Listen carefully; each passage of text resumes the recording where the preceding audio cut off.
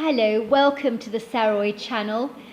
It's just so fabulous having you guys here, and I love anybody who loves Bigfoot because you've got incredible taste. But let's get started, and before we do, I'd love to remind you that it would be fabulous if you subscribe to my channel because I've got some fabulous stories coming up. So let's get started. You're going to enjoy this story. It's called Juvenile Bigfoots in the Trees. Dear Sarah and all your listeners, if you had told me 5 years ago that Bigfoot was real, I would have never believed you. Such an idea was preposterous to me. I am by nature a very cynical person who needs to have evidence before I believe in anything.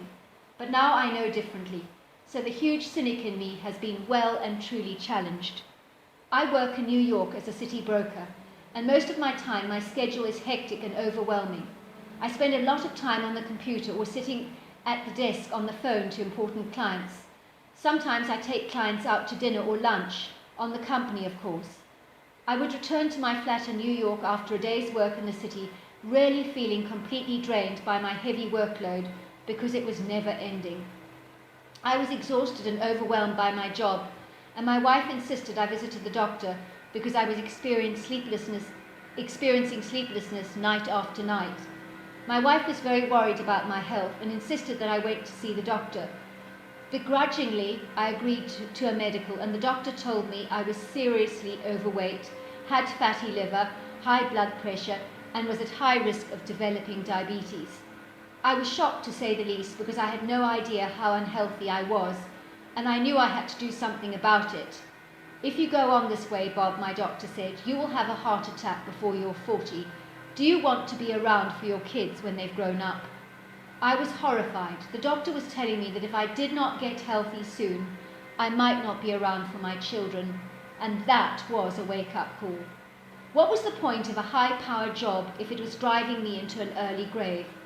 I confided in my brother about my failing health, and he suggested I took a month off away from even my wife and kids, and go on a solo retreat to stay at his newly acquired little country cabin in the woods in Pennsylvania. I had never been there before, but I did not need much persuading. I decided I would use this opportunity to get fit, revamp my diet, and get some well-needed rest. So that's exactly what I did, and I have never regretted that decision. When I arrived at my brother's cabin in the woods, I was amazed how remote it was. It was quite literally in the middle of nowhere, and there was no human habitation for miles around, and the nearest town was an hour away. On the first night after chopping wood, I made a fire and sat down to a healthy meal, void of any carbohydrates and no puddings for dessert. I hated being on a diet. It really sucked. And worse still, I was not allowed any beers, which was the worst bummer of all. I retired to bed and I was awoken to these strange sounds coming from the woods. It sounded like children's voices chattering excitedly. I did think this was odd as there were no people around, so I do not mind admitting I was a little spooked.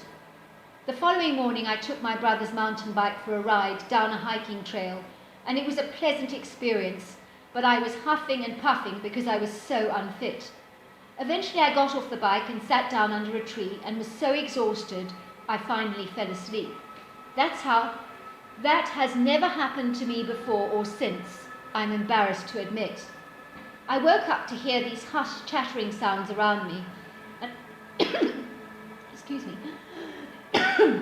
And as I opened my eyes very slowly, I saw these two small bipedal creatures regarding me curiously, like I was an object of great interest.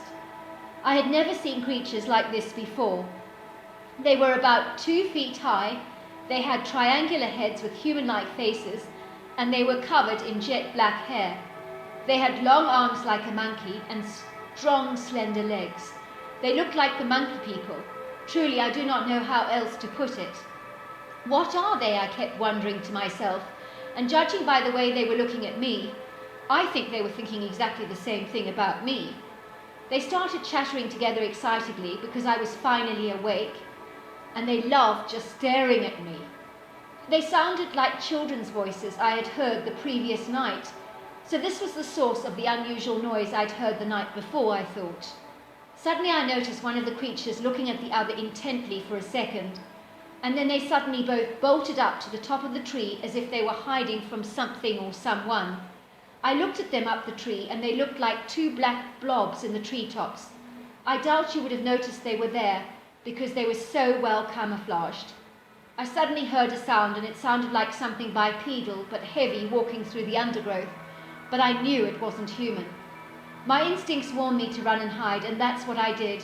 I took refuge behind a nearby tree and threw my mountain bike in some nearby shrubbery, hoping that it would not be seen.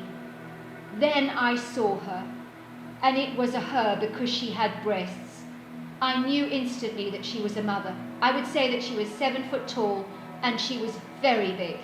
Her chest area was wide, but her hips were slender and her legs lean, long and muscular. Her head was cone-shaped, but her face was human-looking. I could see she was walking slowly and was in no hurry. She seemed to be chewing something and focused on what she was eating. I watched her squatting under the tree and continued to eat.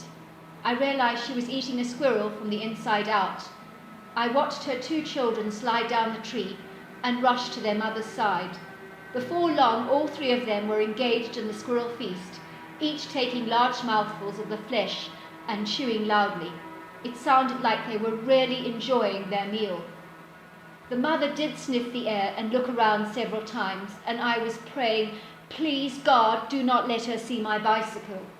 She started to chatter to her children, and they responded in chattering voices, and it went on back and forth and back and forth and back and forth, as if they were speaking in a native language that they understood. I watched one of the creatures climb onto their mother's left shoulder and the other on her right, and then she stood up and walked away with the 2 kids on both sides of her back. I noticed she walked away with such grace and agility. It was extraordinary. I ran to the bush, retrieved my mountain bike, mounted it as quickly as I could, and cycled out there so fast. I realized when I got back to the cabin that I was sweating profusely from fear. Seeing how powerful and intimidating the mother was really had set my nerves on edge, and I did wonder how things would have panned out if she had spotted me, especially with her kids around.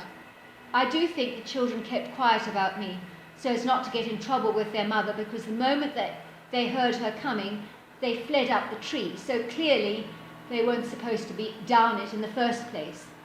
I think I was very lucky she did not see me, but I'm almost sure she smelt me. Maybe she thought a human had been in the vicinity and had gone away.